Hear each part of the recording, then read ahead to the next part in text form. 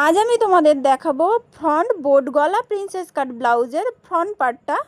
Back সাইডও ছিল আমার বোট গলা, ফ্রন্ট সাইডও হবে বোট গলা। প্রথমে লেন্থ নেব, লেন্থ যা থাকবে 2 দিয়ে যোগ করে যা হবে তাই নেবে। তারপরে ব্যাক পার্টের পুরটা এইভাবে মেপে নিয়ে যা হবে তার থেকে 1 কমিয়ে যা হবে তাই নেবে। আমার ছিল 7, আমি নিয়েছি 1 কমিয়ে 6।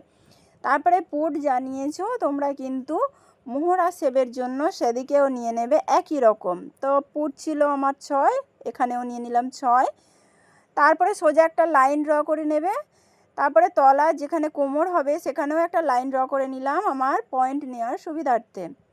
তারপরে চেস্টের মাপ নেবে, চেস্টকে 4 দিয়ে ভাগ করবে, 2 দিয়ে তার সঙ্গে যোগ করবে, যা হবে সেটাই নেবে।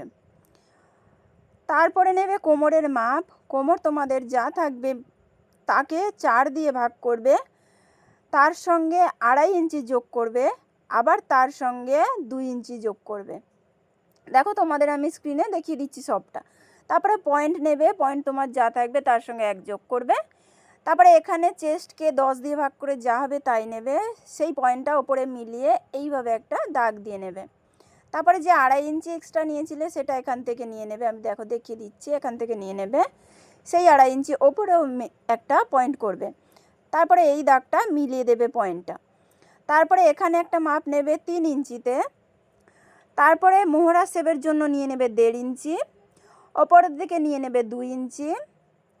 এই শেপটা এইভাবে দিয়ে দেবে। দেখো যেখানে যেখানে চেঞ্জ হয় সেখানে সেখানে কিন্তু আমি সূত্র প্রয়োগ করেছি। তারপরে এখানে নিয়ে নেবে 3.5 ইঞ্চি, যেহেতু ব্যাক পার্টে তাই ছিল।